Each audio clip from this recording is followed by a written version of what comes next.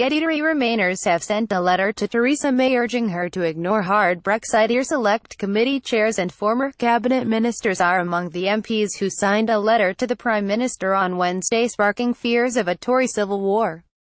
The rift in the party over Brexit appeared to widen today as several heavyweight Brexiteers piled on the pressure at Prime Minister's questions, reminding Mrs May of their red lines for negotiations.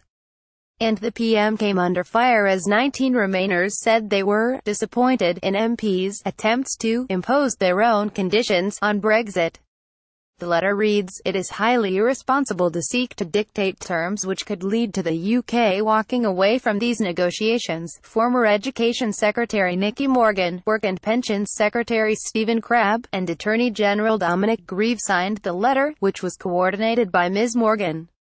Health Select Committee Chair Sarah Wollaston and Justice Chair Bob Neill also signed the letter, as did former ministers such as Ed Vaizey and Anna Soubry, and rising stars in the party such as Johnny Mercer and Heidi Allen. Jacob Rees-Mogg was among the backbench Brexiteers who slapped down the Prime Minister at Prime Minister's questions on Wednesday.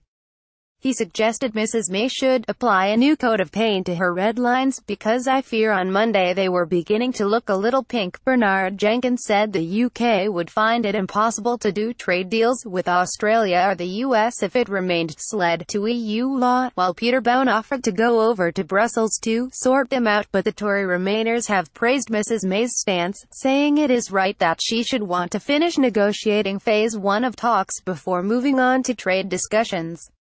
They underline the Prime Minister's long-time commitment to a deep and special partnership with the EU, and say this will help to bring people together from different sides of the EU referendum debate.